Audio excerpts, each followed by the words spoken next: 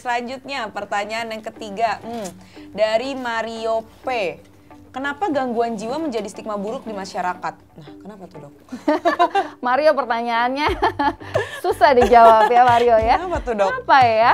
Ya sebetulnya ini karena masyarakat kita menganggap bahwa gangguan jiwa itu identik dengan gangguan jiwa yang berat nih.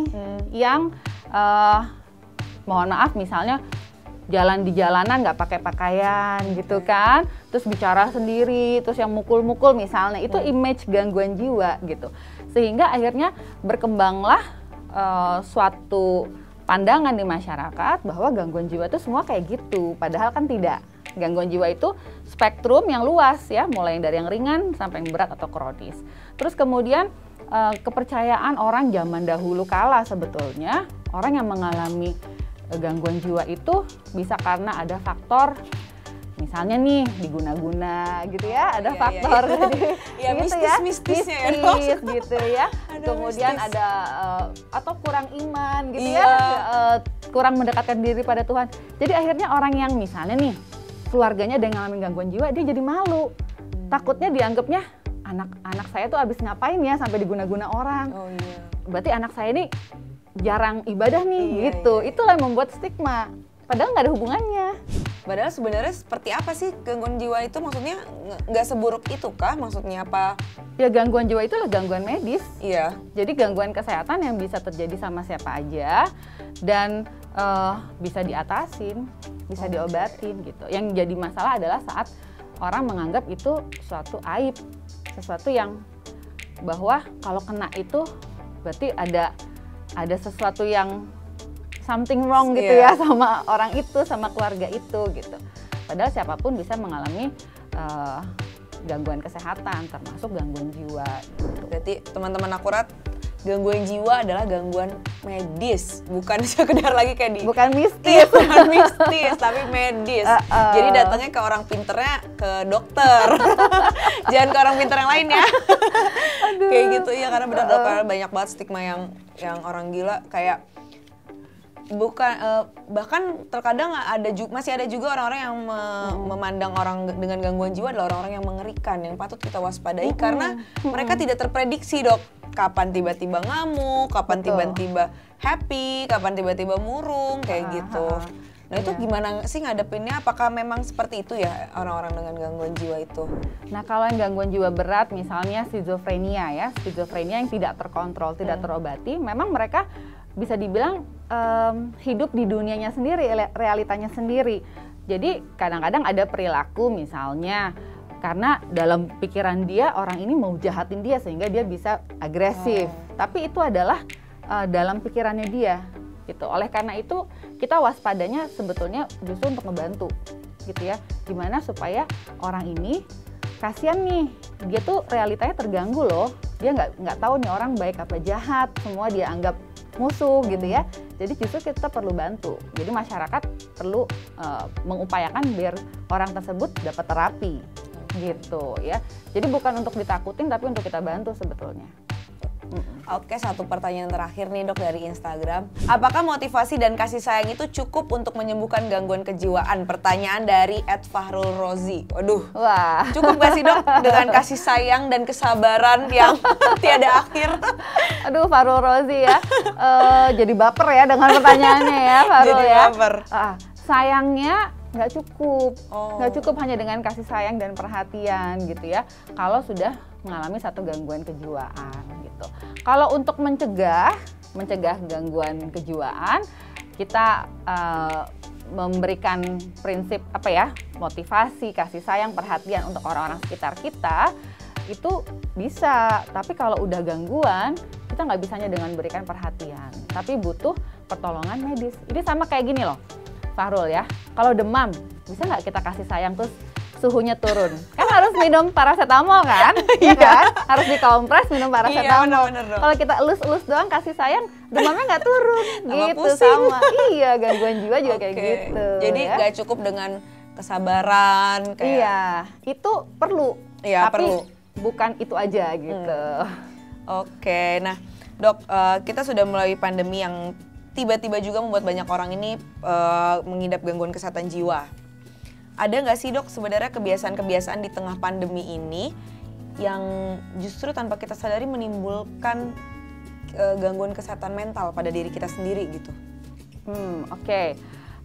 Sebetulnya mungkin kebiasaan yang nggak hanya di pandemi tapi juga sebelum pandemi ya. Oh, iya. Contoh, karena sekarang kita eranya media sosial, contohnya misalnya memberi komentar-komentar yang negatif. Memberi? Iya, itu kan bully ya. Maksudnya itu adalah salah satu kebiasaan nih orang kalau komentar ternyata memberi komentarnya yang negatif, itu akan memberi dampak yang juga negatif nih, baik untuk si orang yang nerima maupun yang melakukan. Oh gitu ya? Iya, karena kan dia juga emosinya penuh dengan emosi negatif. Benar-benar. Gitu. Kemudian membanding-bandingkan sama orang lain, itu juga kebiasaan ya.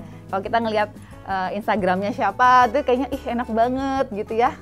Family goals, couple goals, ya, udah punya ini itu. Terus kita membanding-bandingkan membuat kita jadi lebih kecewa, lebih desperate. Itu juga nggak baik. Terus kemudian menyebarkan sesuatu yang belum tentu benar ya, hoax misalnya. Kalau pandemi itu banyak banget. Itu juga berbahaya untuk kesehatan mental. Karena orang jadi cenderung mudah cemas dengan berita yang berseliweran, gitu ya.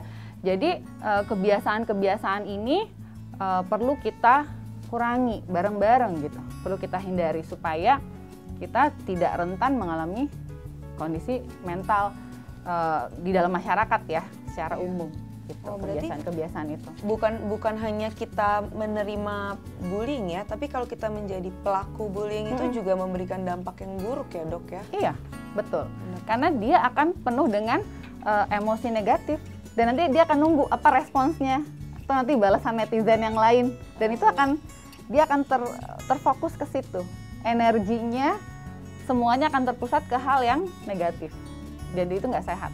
Berarti emang benar-benar kita harus dikelilingi dengan hal-hal yang positif ya dok. Betul. Itu bukan sekedar kata-kata klise. Klise doang, tapi ternyata benar kita harus dikelilingi orang-orang yang positif, yang suportif, yang mendukung kita, yang mengingatkan kita kalau kita salah, ya kan dok? Ternyata ya, ada lagi pertanyaan dari Instagram. Oh, satu lagi ternyata. Oke, kita kasih deh buat teman-teman, buat kawan akurat. Dari Rahman T. Dok, apakah terganggunya kesehatan jiwa bisa dilihat dari karakter seseorang? Ih, menarik. Pertanyaan terakhir yang sangat menarik. Rahman. Bisa dilihat nggak sih dok? Sekilas nih kayak dokter melihat aku misalkan, oh Irma nih kayaknya gini. Atau melihat siapa kru-kru di sini, ini kayaknya kayak gini deh. Bisa nggak sih dok? Nah, sebenarnya ya, pengennya sih bisa gitu ya. Bisa. Karena orang nganggap psikiater kayak cenayang gitu ya. Bisa langsung menerawang nih gitu ya. Tapi nggak bisa. Oh sayangnya nggak bisa. Kenapa? Karena kita betul-betul harus tahu dari pola pikirannya, perasaannya dan perilakunya gitu. Bisa aja seseorang yang kelihatan ceria tapi dia di dalamnya sebetulnya dia lagi merasa kesepian, sedih gitu ya, merasa sengsara tapi dia nggak tunjukin. Jadi nggak bisa kelihatan gitu. Artinya tidak menjamin ya karakter seseorang itu kita bisa langsung menilai bahwa dia mengalami gangguan tertentu. Oleh karena itu teman-teman juga jangan langsung melihat, wah kayaknya kita lihat di sosial medianya dia hidupnya bahagia, happy banget, belum tentu ya. Jadi kehidupan seseorang itu yang tahu ya dia gitu ya. Kita nggak bisa nilai hanya dari luar. Berarti tetap untuk mengetahui kamu punya gangguan kesehatan mental atau enggak, tetap harus bertemu dengan dokter atau psikolog dan ngobrol ya dok ya. Betul. Harus konsultasi, nggak bisa dijudge kayak datang-datang masuk ke ruangan dokter langsung lihat, oh kamu kayak depresi oh ya, aduh, kamu bipolar ya. Gitu enak ya, penerawangan. Iya, jadi tetap mesti ada. Nah dokter aja udah mengatakan nih kawan akurat bahwa nggak bisa dilihat dari karakter aja, maka untuk sebaiknya untuk teman-teman juga nggak boleh menjudge seseorang dari karakternya aja ya dok ya. Betul. Misalkan tuh orang sering diem aja di pojokan kayaknya ansos deh kayak atau introvert deh kan sering tuh kan introvert ekstrovert gitu. Nggak bisa, itu tetap harus ada medisnya dari dokter atau psikolog ya dok. Oke. Nah akhirnya sampai juga kita di penghujung waktu, padahal obrolannya seru banget ya. Iya seru ya, nggak ada habisnya. Jadi kayak konsultasi gratis juga nih kan, seru. Tapi sebelum kita menutup pembicaraan siang hari ini, boleh disampaikan dok ke teman-teman, ke kawan-kawan akurat, apa sih hal-hal yang sebaiknya di 2021 kita mulai tanamkan untuk menjaga kesehatan mental kita menjadi lebih baik? Oke, buat kawan-kawan akurat, tahun 2021 ini sudah kita masuki dan kita perlu masuki tahun ini dengan sikap yang lebih optimis, dengan pola pikir yang lebih positif. Oleh karena itu, lakukanlah pola hidup yang sehat, ya, pelihara pola hidup yang sehat, lakukan self care yang baik, jaga pola makan, pola tidurnya, kemudian istirahat, olahraga yang teratur, dan lakukan komunikasi yang baik dengan orang-orang sekitar, ya, baik dengan pasangan, dengan keluarga, dengan teman kerja. Cobalah belajar untuk berkomunikasi dengan baik dan lakukan cara-cara untuk manajemen stres yang baik supaya saat kita menghadapi masalah atau stresor dalam kehidupan, kita bisa menghadapinya dengan baik dan tidak mengalami gangguan mental. Oke, lengkap sekali Dokter Vivi. Terima kasih banyak atas informasinya dan edukasinya ya, Dok. Sama-sama. Nah, kawan akurat, tiba kita di penghujung acara.